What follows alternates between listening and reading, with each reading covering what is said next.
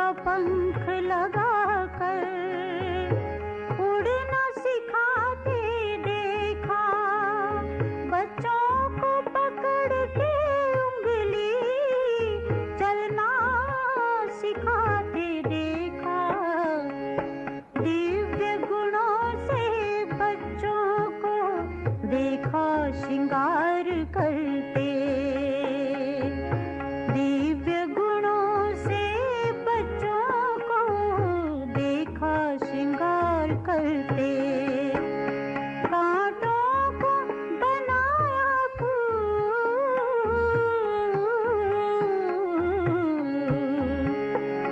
कांटों को बनाया फूल, तुमने दुलार करके देखा है तुमको बाबा, रूहों को प्यार करते।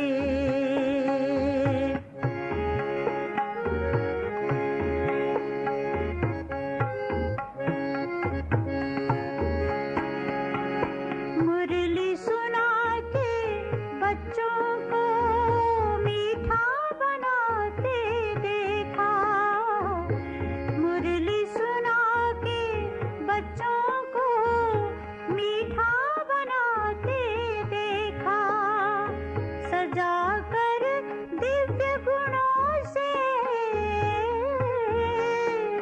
अवगुण मिटाते देखा, रूहानी नजरों से, रूहानी नजरों से, रूहानी नजरों से, रूहानी नजरों से देखा निहाल करते रूहों।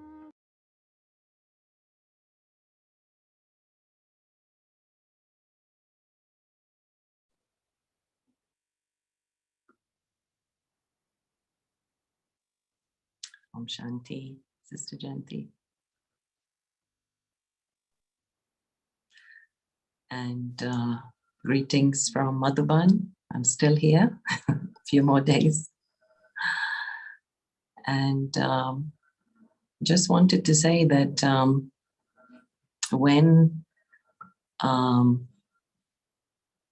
Baba became Avyakt, then Dadi Kumarka sent Sandeshi Dadi into trance. And so to ask Baba, like, what is going on? And the message that Sandeshi Dadi brought back is, Baba said, कि चीज हमारे पास है, आप पुरुषार्थ करो. And so the message was simple, that Baba was saying that the thing meaning Baba's soul, Brahma Baba's soul is with me, and you children just make effort, simply make effort, move forward. And Santri Dadi was sharing how even that Murli, that last Murli on 18th evening, was all about Dharna. And Baba saying, like, don't criticize anybody. And it's good if somebody criticizes you because they point out your weakness. And then it's good that you know your weakness so you can make effort. Jo glani kare wo aapka mitra, you know, they are your friend. Baba said, don't take revenge on those who insult you. And Baba was saying that think about the self, swachintan, and don't think about others. So you can see right till the end, Baba was really trying to give the last piece of advice to the children. And just this last story, Jayanti-ben, and then maybe we can take it up later. But Chandru-ben of San Francisco often mentions that everybody would be competing to hold Baba's hand when they went walking. And when she held Baba's hand, it felt like cotton wool. And so, gentlemen, I'd like to take this up later about the effect of tapasya on the bones, on the body, on the body consciousness. So anyway, welcome everyone. Thank you, Sister Jayanti. Thank you, Arunaben. Om Shanti. And since we last met, all of you have participated in the Global Silence Bhatti for 3 days. And the aim had been 8 hours of tapasya each day. Maybe some of you managed it, maybe not every day, but maybe 1 or 2 of the days, 8 hours was possible. And you had a digital detox. And so all of that was a beautiful preparation for 18th January. And so we're taking up the Murli that Baba spoke this time in Madhuban on the video, 18th January, but it was actually spoken by Baba on the 18th of January in 2011, something like that, 2011. So Dadi Kumarka had become Avyakt. There was a new scene of drama going on. Dadi Janki was now the person responsible. And everybody, again, must have sat up in yoga from early morning. And I know that here in London, we were very, very much engaged with that global bhatti. And 3 o'clock in the morning, we'd be in Baba's room. And then 4 o'clock, we'd be in the auditorium. And each day we had a lovely, lovely gathering. So that's the context, because Baba started by saying that even before 4 o'clock, Baba was seeing that all the children were sitting in remembrance, and Baba was seeing the garlands of love that the children were putting on Baba. And of course, Baba was thinking about the praise that the children had, the thanks that the children were giving, but also maybe the tears of love that were shining in people's eyes. And even now at that time, in front of Bap Dada, Avyakt Bap Dada, there would have been many, many who had those tears in their eyes. And so Baba seeing that all the children really filled with a huge amount of love for Father Brahma. And Baba reminding us that that love is the love through which we belong to the Father. As we experience that love, we say, my Baba, and Baba's able to say, my child. And so love is the easy way, the spiritual love that Baba shows us is the way in which we belong to the Father and the Father belongs to us. But also, this is the love through which we're able to attain all the treasures. God, our Father, shares all of his treasures with us just as soon as we say, my Baba. And we claim the right to all those treasures instantly. Baba doesn't keep anything back at all. And of course, it is this love that protects us from all other attractions, because this love allows us to become deeply soul conscious and liberates us from the bondage of the physical consciousness that we had been trapped in. And so the power of this love, amazing. And of course, once you love Baba, then there's also the experience of receiving power from Baba. Smriti, Smarti. And so the day of remembrance, 18th January, is also the day of power, because Baba explained that this is the day when the Father who inspires everything to be done brings the children onto the stage of world service and continues to serve through the children. The children become the doers, but the one above is the one who's inspiring and making it all happen. So truly, from that day onwards, of course, Baba in the subtle region, Shiv Baba with him there. But it was then the Dadis who took center stage, Didi and Dadi Kumarka, Didi Manmoini, and they took center stage, but they also then brought in all the other Dadis to be with them. So a day in which Baba said he was giving the children the tilak, the responsibility. And as children keep this awareness of being the instrument and have that humility, then this deals with the ego of I that we have had for half a cycle.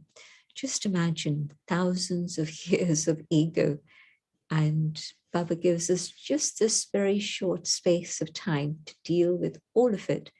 And so let me be able to take that from Baba and experience it. And then I'll be able to see how through that awareness of being a humble instrument, there is success at all times. The fruit of that humility is that success shines on your forehead. And then Baba also saying that Baba is so pleased seeing the children, and Baba sees that all the children have the same aim, and the aim is to become like the Father. And it was very interesting because today Baba was putting these two aspects that normally we would say are quite separate, but Baba was putting two aspects together. And that was Father Brahma in the angelic stage, but also Father Brahma here in the physical world in the stage of Jivan Mukti. And so Baba was saying that, yes, this is your aim, isn't it, to attain the angelic stage?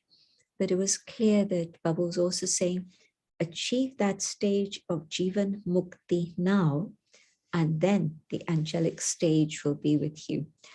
And so the stage of Jivan Mukti, Brahma Baba having huge responsibilities for the whole of the yajna, all the children, inspiring them to become yogis, supporting them, helping them, enabling them to move forward, sharing ideas for service and encouraging the children to do all of that.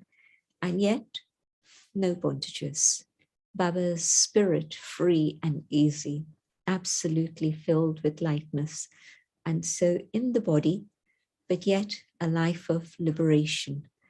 And so the Jivan Mukti stage is the practice today that allows us to come to the stage of the angel. And then Baba seems to have given everybody some homework and was now asking the results of that homework and saying that, yes, some of the zones have sent in their results, but also what Baba noticed was that you are yogis, but not constant yogis. You are keeping that aim, but you don't constantly keep that aim. And so Baba then expressed a very, very pure, loving desire. When you love someone, you want to give them a gift. And so here was Baba asking us for a gift. And Baba being Baba, Baba's not going to ask for a gift for himself. Neither Baba is going to ask for something for themselves. But it's actually a gift that allows us to take a huge leap forward. Because Baba said, your memorial is that you have become the conquerors of the mind and the conquerors of the world. And so this is my pure desire, that you give me this as a gift, that you follow through in this homework so that then you can be a constant yogi and you can become an example of following in the Father's footsteps. And of course, that challenge, just as you're able to be in charge of each and every single one of your sense organs, in the same way, can you take charge and be in control of your mind, your thoughts? Or is it that sometimes the mind becomes the master and controls you? Or are you able to be the soul, the master, in charge of the mind? And yes, make your mind become your cooperative companion so that you don't treat the mind in a bad way, but you give love to the mind. But you treat it as a cooperative companion, but you definitely make sure that you, the soul, are in charge. And in that stage, then you won't complain to Baba and say, Baba, I still have waste thoughts. What can I do about it?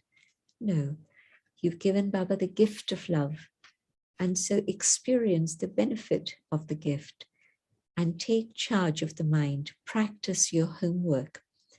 And also, sometimes you say, I'm going to sit in yoga for an hour. Are you able to manage that? Or is it that you manage for a little while and then stray thoughts come from here and there and create a disturbance in yoga? Or can you say, I'm going to sit in yoga for an hour and be sure that you're able to achieve that, because the mind is now your friend. The mind is now going to be obedient to you. And so you take charge of everything.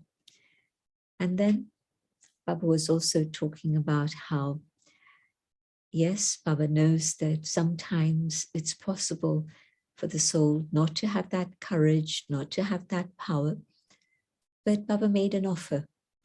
Think of Baba in whichever relationship it is you want, and Baba will cooperate with you. Baba will support you and give you that experience. So sometimes Baba is the father, but sometimes Baba is the child. Play with your child. Sometimes Baba can be your friend. And so experiment with different ways so that then each hour you're able to occupy your mind in a different way. And so, for example, you have 2 hours in which there's a lot of activity, a lot of karma to be done. But can you do that activity as a karma yogi? You're doing the actions, but your heart is connected with Baba. And so Baba's saying that when you love Baba and your heart is filled with love, as it is this day, that day, of course, I think everybody would say, very special feeling of love being emerged in a very real, intangible way.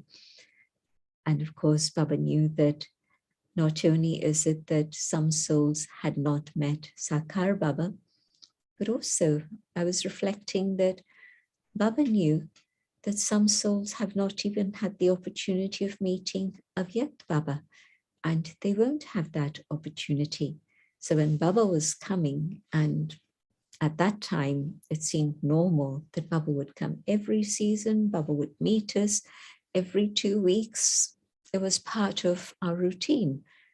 But Baba knew that there was going to come a time in the yajna when Baba would not even be able to give that example and say, well, you've seen Avyakt Baba and Avyakt Baba's love and actions, and how Baba was able to demonstrate everything through the Avyakt form. And so Baba didn't say that. I was expecting that that's what Baba would say, but Baba didn't say that. Baba said, you have been able to recognize Bab Dada through your intellect, through your understanding and your awareness.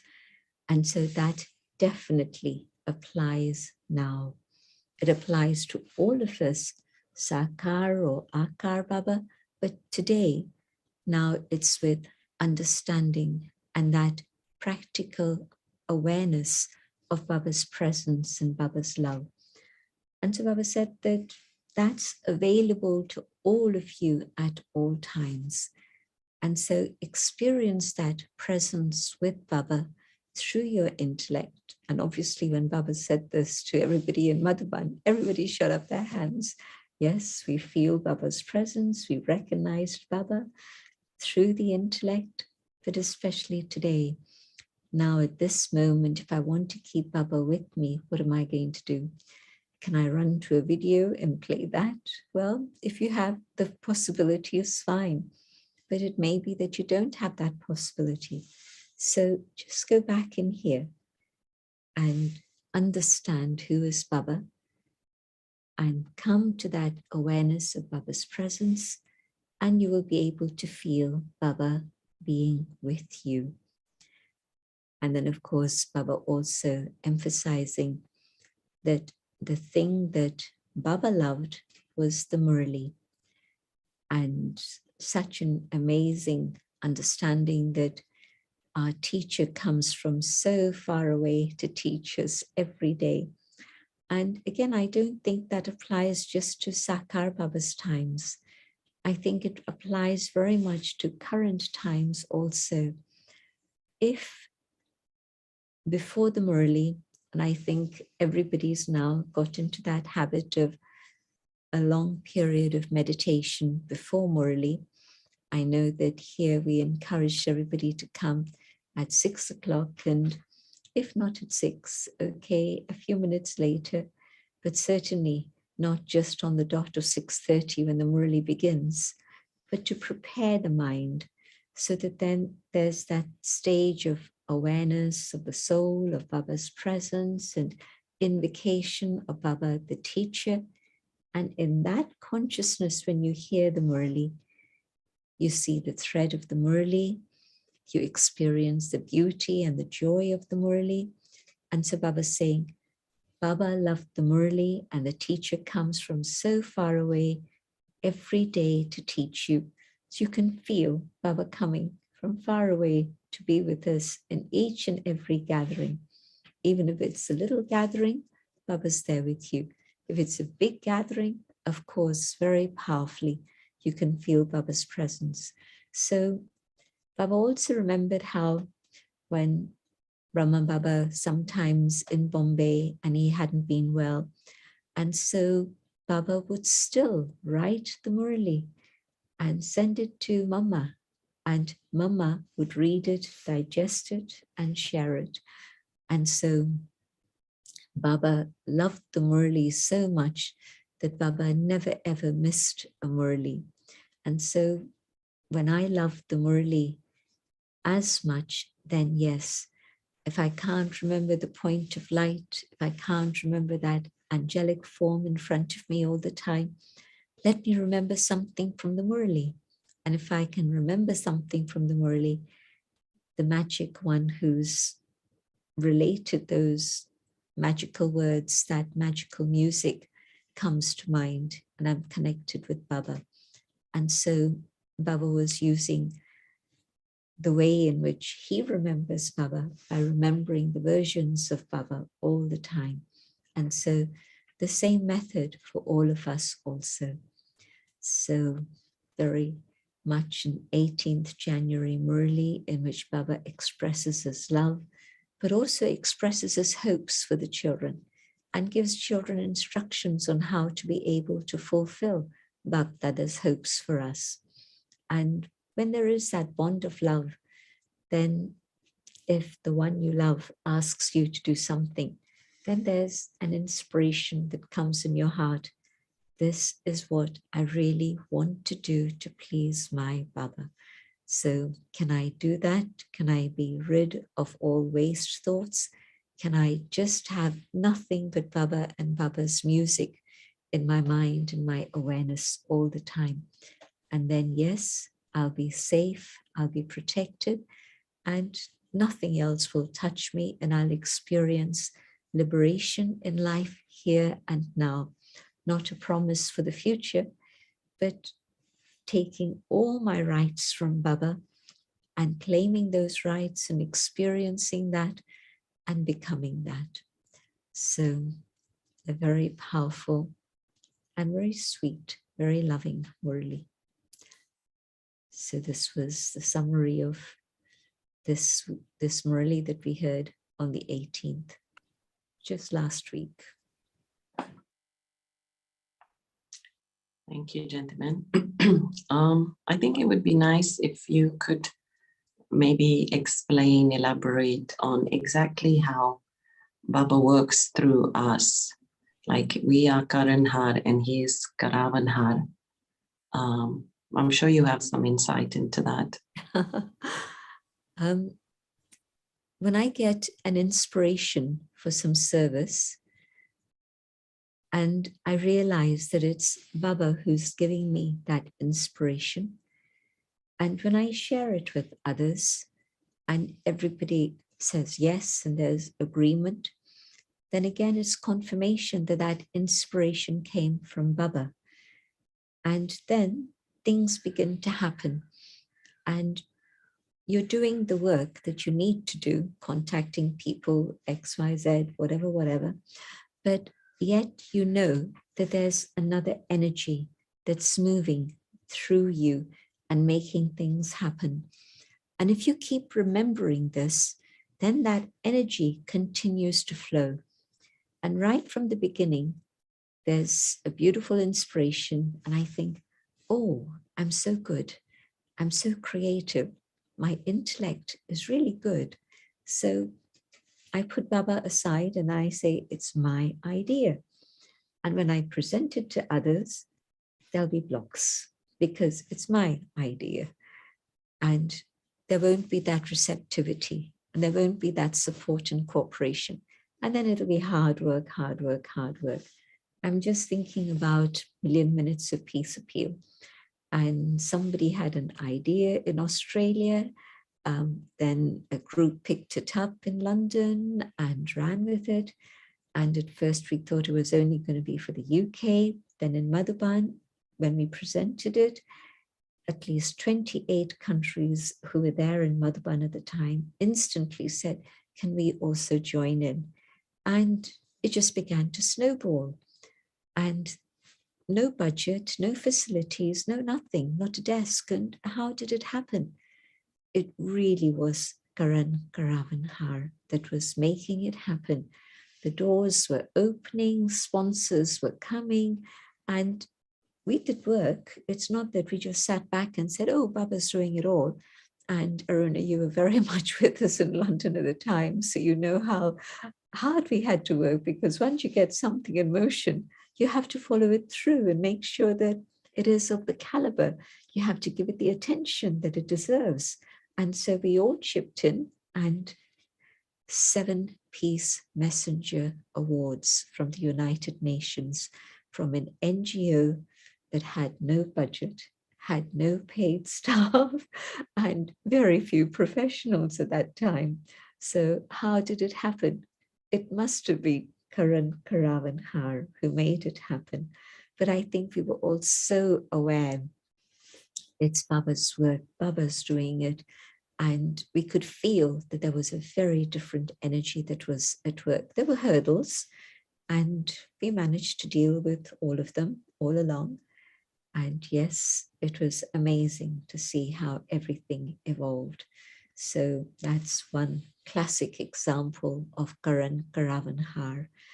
You know, how could you have found sponsors? People didn't know us. How did it all happen?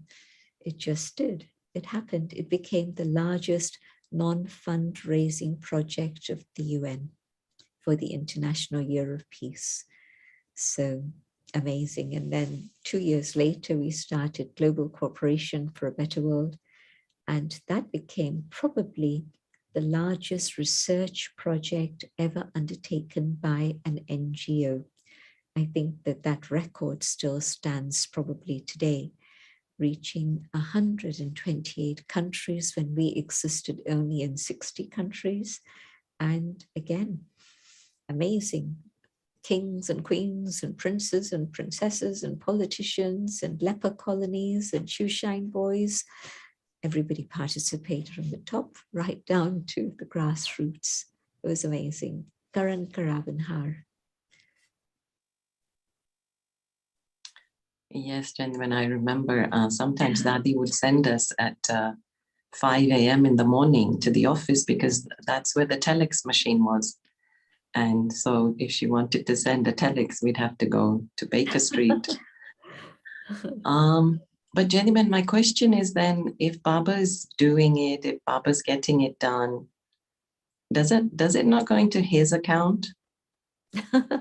No, because like I explained, you had to get up and get ready and run to the office at 5 a.m. in the morning. That wasn't Baba doing that. So that was your effort. And so you definitely were creating your good fortune and your good karma through all of that. Yes, we had to become the conquerors of sleep, and we had to make sure that we were on the ball, and we had our meetings, making sure that we were all on the same page and there was total clarity amongst all of us. So that was all our effort and work. But if Baba hadn't planted the seed and opened the doors and allowed facilities to start flowing, we couldn't have made it happen. So Baba did what he needed to do, but we had to do what we needed to do. Yes, yes, very nice. Gentlemen, could we talk about the subtle regions for a moment, being Avyakt month and around 18th? So what does Baba do all day in the subtle region? And yeah, and just his role, his form. Could you speak about that? Since Baba became Avyakt, the speed of service has actually increased by now 1,000-fold. 400 something centers when Baba became Avyakt, and a gathering of a few thousand people, and today 1 million, and 4,000 centers in India alone. And then we keep getting asked the question, well, how many centers abroad? And it's a hit and a miss guess, because more centers keep popping up and things keep shifting and changing. But as a rough guess, probably about 2,000 centers abroad, and at least 1 million Brahmins across the world now. So Baba has been touching souls. Baba has been inspiring his instruments, but also Baba has been awakening souls. And so the first center starting outside Bharat, only after Baba becoming Avyakt, the first delegation coming abroad. I know that Dadi Prakash Mani and Dadi Ratan Moini and Dada Anand Kishore had gone off to Japan and so on. And that had been specifically to attend a conference. And then, yes, they stayed in the East and visited many, many different places. But it wasn't really an organized tour in the way that when the first delegation came abroad, Avyakt Baba himself would say, this is the first delegation.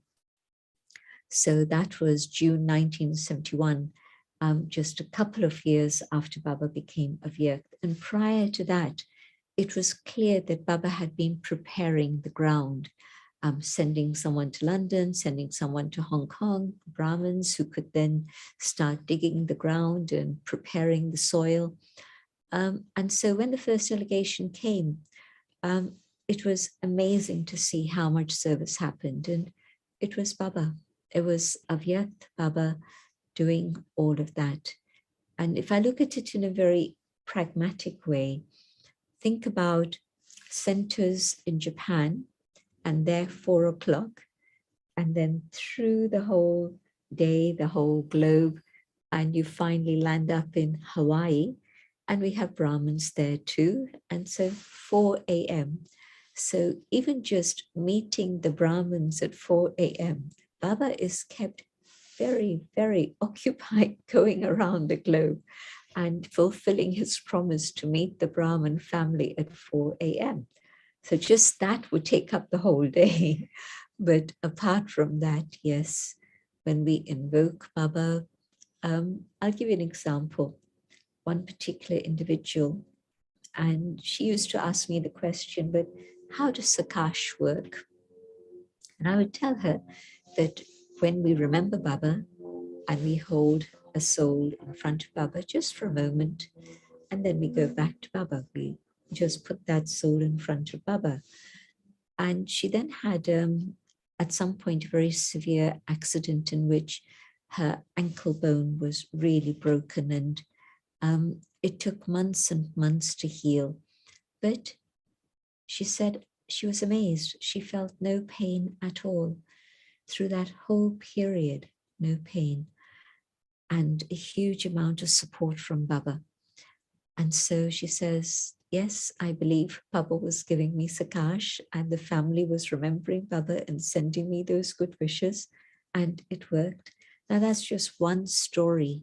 I get many different stories about how somebody's at the brink and Baba touches them to do something and the door opens and good things begin to happen.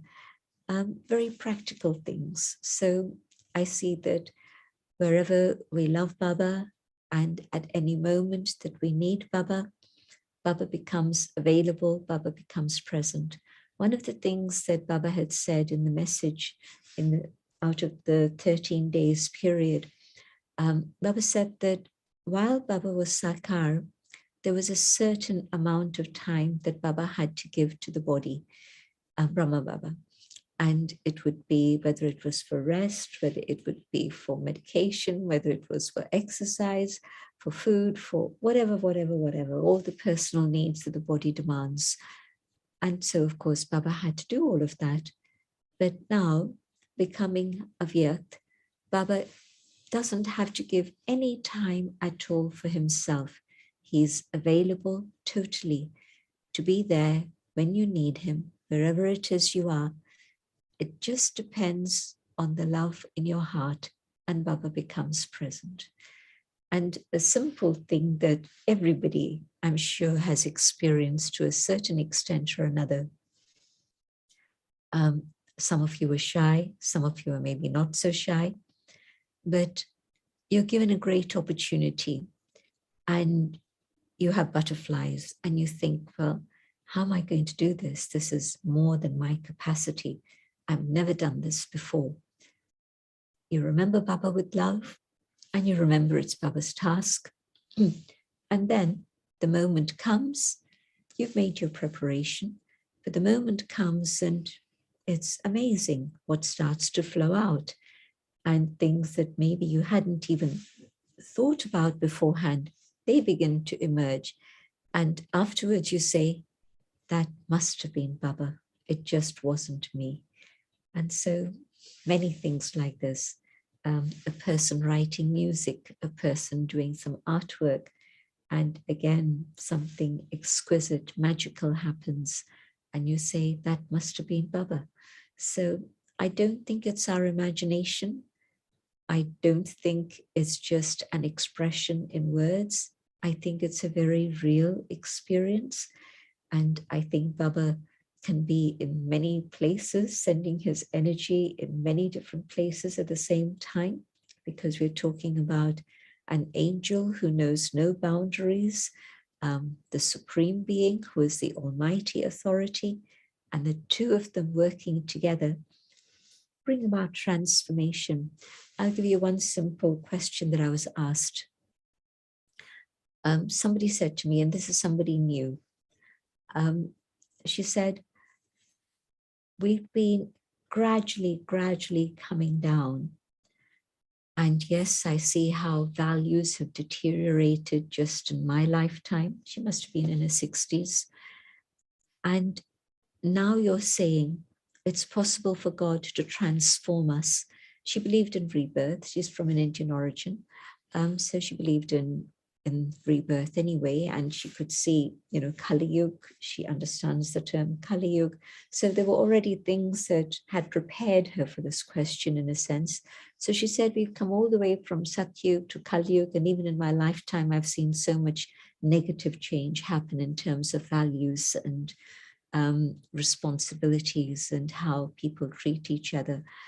And you're telling me that within just a short space of time, we can bring about transformation. And I reminded her of that saying that comes in the Granth, because she also understood that.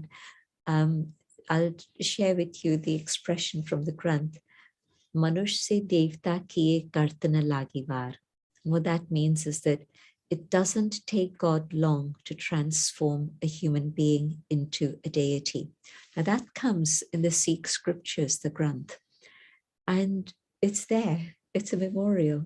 And a memorial of who? Of what? Of Baba. And so we've been coming down. And in the space of one birth, less than one birth for most of us, and God's able to make us into deities.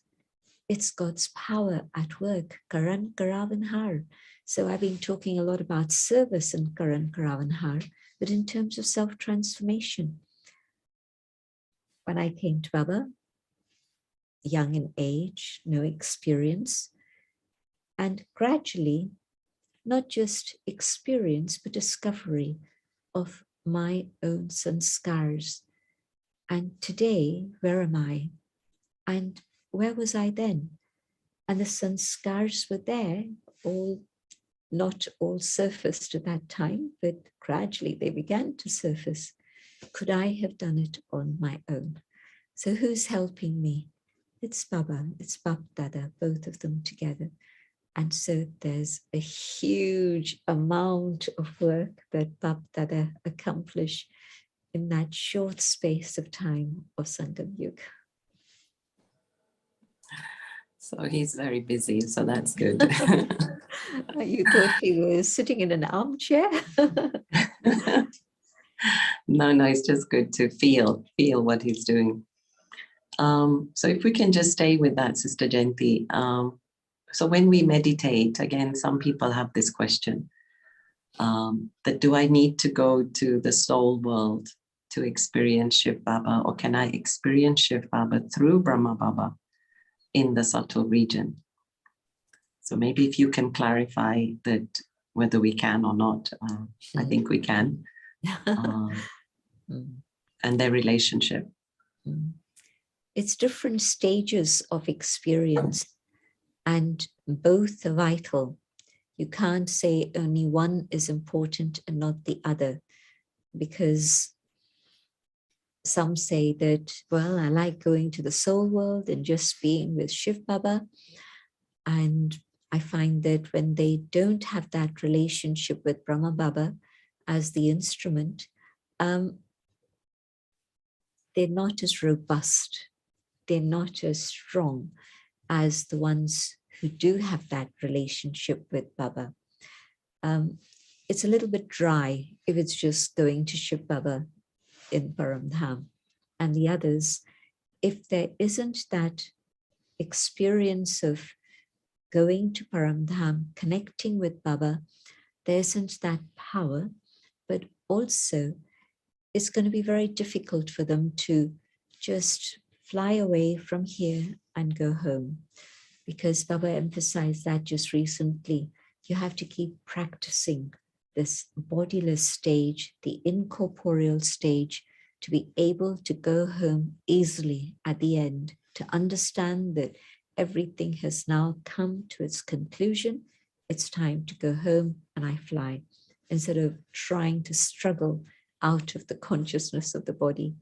And so what I'm doing when I go to the subtle region and I'm experiencing Baba Dada in the subtle dimension, I'm able to take on my own angelic costume of light, and I experience Baba Dada in all the loving relationships that Baba can offer me through Brahma Baba. This whole aspect of relationships, in a sense, is a very human experience. And it was very beautiful when Baba said a few weeks ago, Baba is the biggest householder of all, because Grasti. So Baba's family, Baba's household is huge, huge, huge. But the only time that God experiences being a householder is in Sangam Yuga. And so the experience of the subtle region, all my relationships with one, and the beauty and the joy and the attainments of all those relationships come to me at that time. And yes, it's important to go to Paramdham, the seed form. The seed form is the stage in which truly is just me and incorporeal God, and the fire of yoga, the fire of love, in which the sins of the past are burnt away. So one is the strengthening of my connection, my relationship with God, Baba Dada, but also then that stage where absolute immersion in that ocean of love, ocean of purity, in which I'm cleansed and all the things of the past are settled. And so I need to have both experiences. I can't manage with just one. One is actually a stepping stone to the other, and whichever is easiest to begin with that. For some, it's easier just to focus on incorporeal God, fine. For others, it's easier to think about Shiv Baba giving drishti through the eyes of Brahma and being drawn to that connection with God through Brahma Baba. And so it's not that first one, second, or first this or the second, whichever suits you. And it's interchangeable. So you can be in one, you can be the other and come back to one. But both experiences are absolutely vital in my development. Beautiful. Thank you, gentlemen. And this question has come up a few times. So what is the difference between Avyakt and Bodiless? The Avyakt stage is that stage that I just mentioned. I go to the subtle region and I experience my own subtle costume.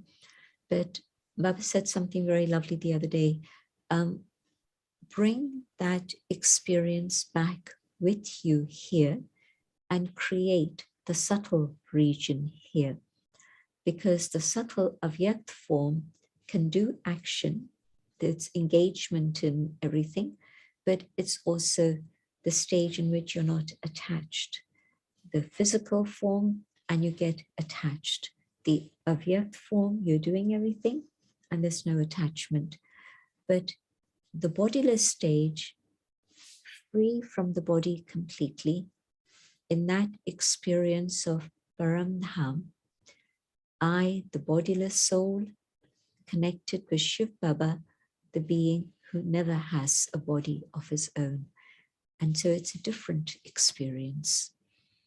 And even if I don't manage to get to Paramdham, a first step towards that experience is, here I am, I come to the awareness of soul, and I take my consciousness away, and I'm here, and I'm seeing, I'm the observer of this physical form, but I'm learning about detachment in that way.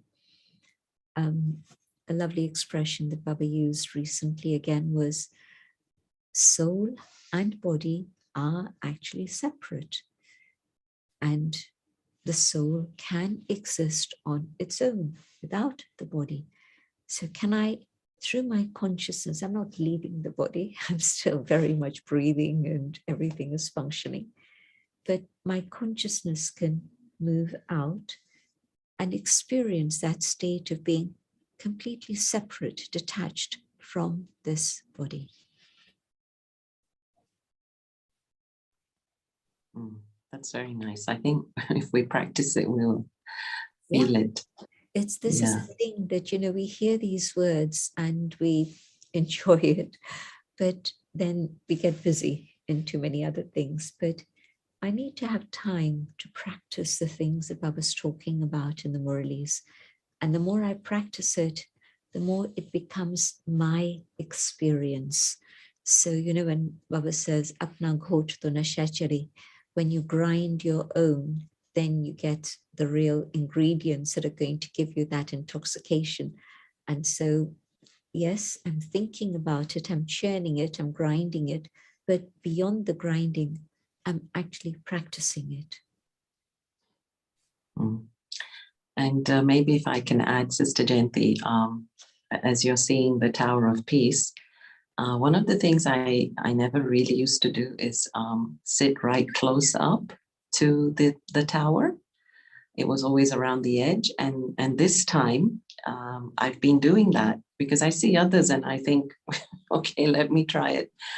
And honestly, I've been having really nice experiences. And I was sharing with the Kuwait family, I actually feel the heat. I don't know. It's just the heat. I don't know. It's anyway, it's a very lovely experience, just sitting really right close up to the Tower of Peace, the exact tower under the canopy, and yeah, thinking of Baba. So you're right. I think when we experiment, it works. Okay, one more question from the Murli before I take up questions from the chat. And that is, gentlemen, as you know, the Murli was all about conquering the mind. If you conquer the mind, in a way, you conquer the world. And so the question I'm having is, on the one hand, Baba said, you know, tame it with love. But then Baba also said, give it an order. And so sometimes love doesn't work. Sometimes you have to be tough, assertive. So what is your experience with this? When to use love, when to use assertiveness?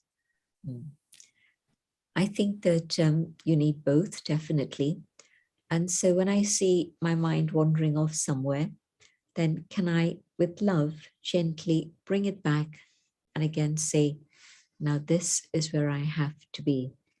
And if it keeps wandering off, then I have to say, no, I'm not going to let it go there.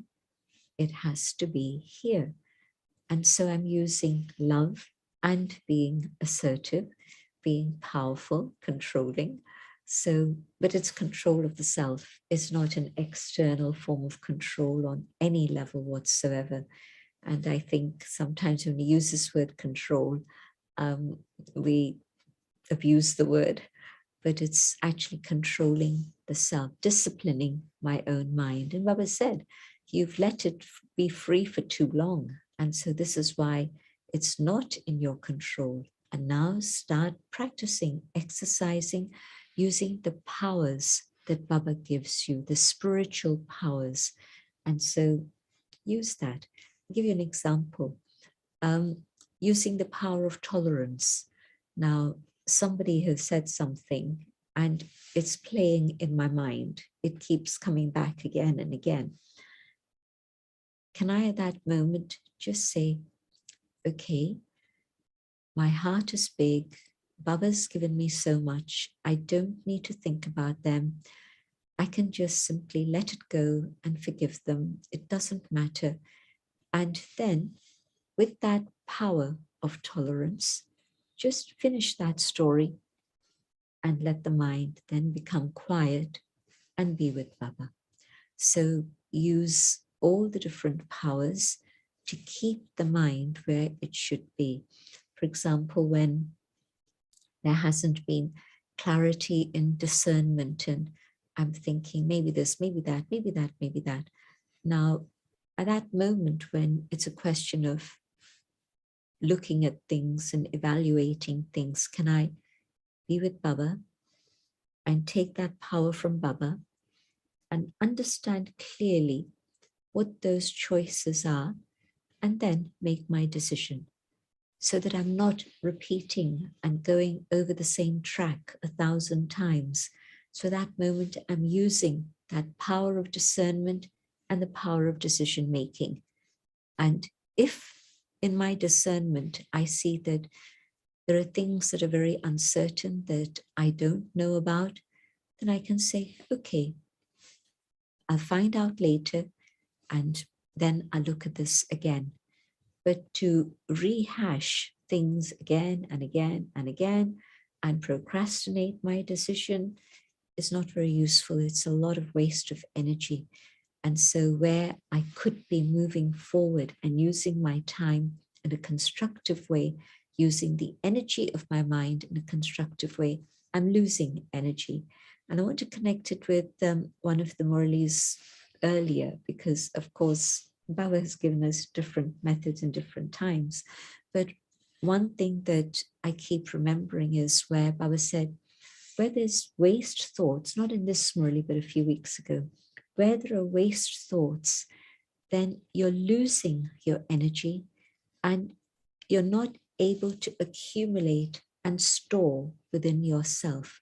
And in that state, when you're losing, you begin to feel empty, then this is where there's discontentment, there's no happiness, and no attainment, and then you become disheartened.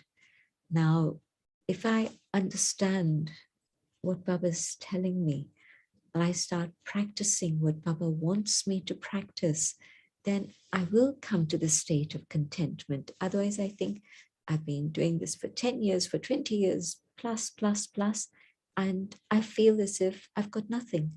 But it's because I've been receiving. It's not that Baba didn't give me. I've received it, but I haven't kept it constant, and I've allowed it to be drained. And so surely now at this moment in Sangam Yuga, literally at the end of the Kalpa, I have to really fill myself so that I can carry that attainment with me through the cycle.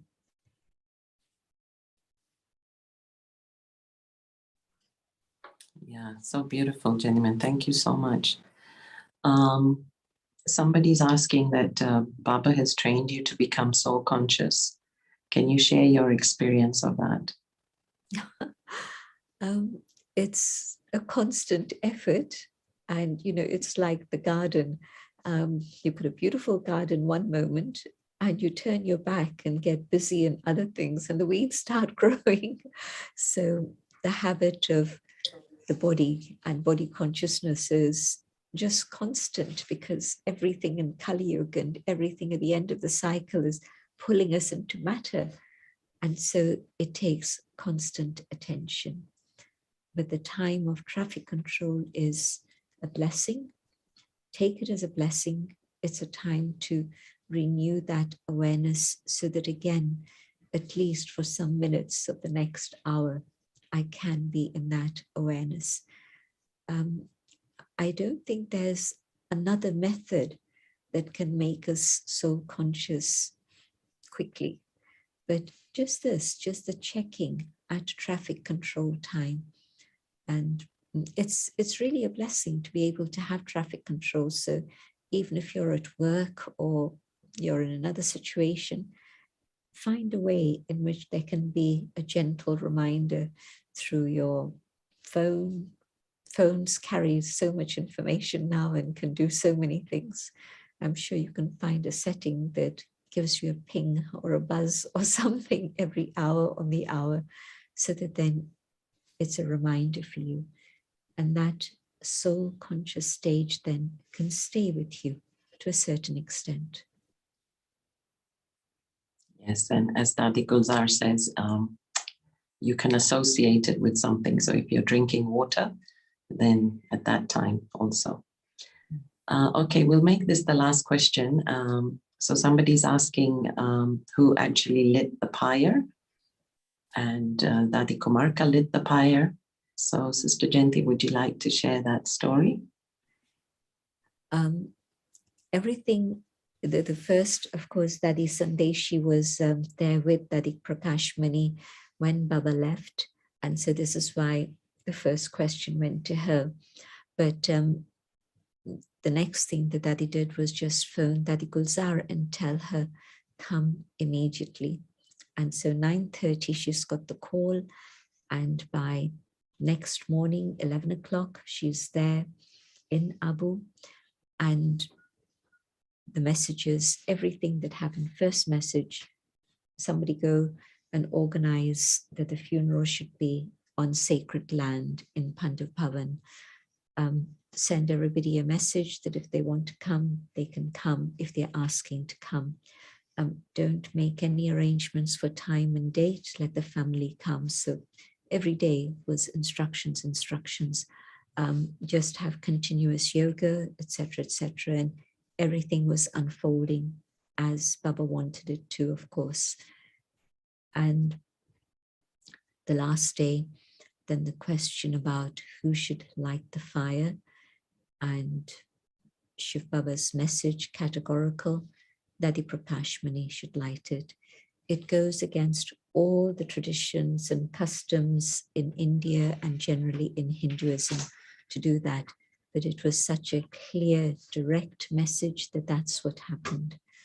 And even then, the final discussion about who should offer bhog that evening, because there were a number of senior trance messengers, more senior than Dadi Gulzar, but they all said no. Dadi Pushpashanta said no, Dadi Santri said no, Shilendra Dadi said no. And then finally Dadi Kumarka looked at Dadi Gulzar and said, Gula, you're not going to let me down? And she said, Ji Dadi, I'll do it. And so she was the one who was then selected as the person who offered that first bhog to Shiv Baba, and the rest is history. So this is a story that Dadi Gulzar herself related to us, that this is how, because Neelu asked her the question, how is it that you were selected as the trance messenger for offering bhog? And so she shared the story.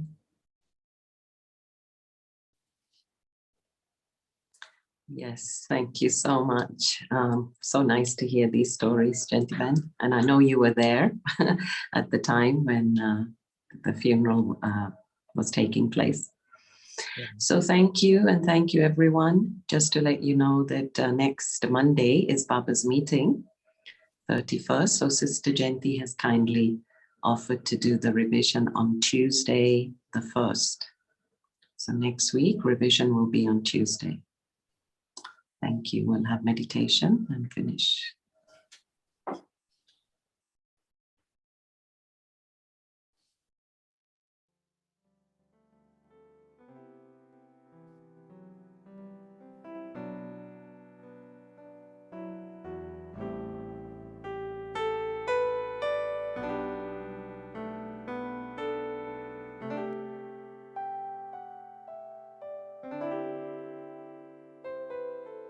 An angel took my hand today and led me down a narrow lane.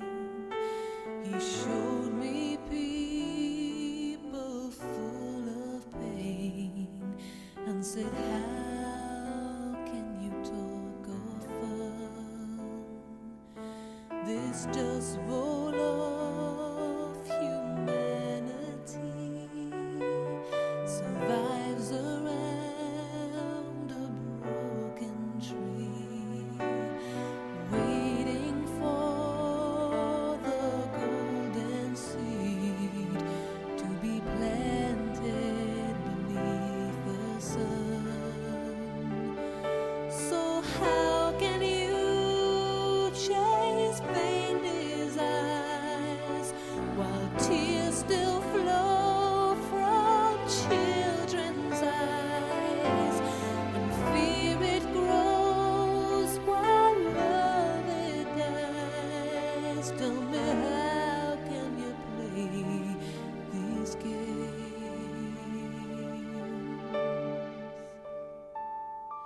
There is a place down in the deep where you can immerse yourself in peace and find once more the treasure store that's filled with all you need.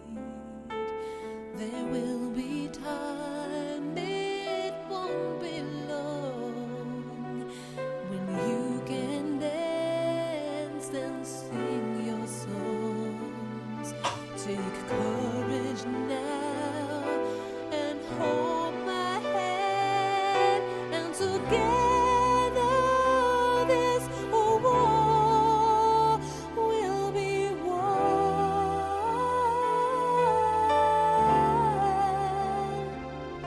Together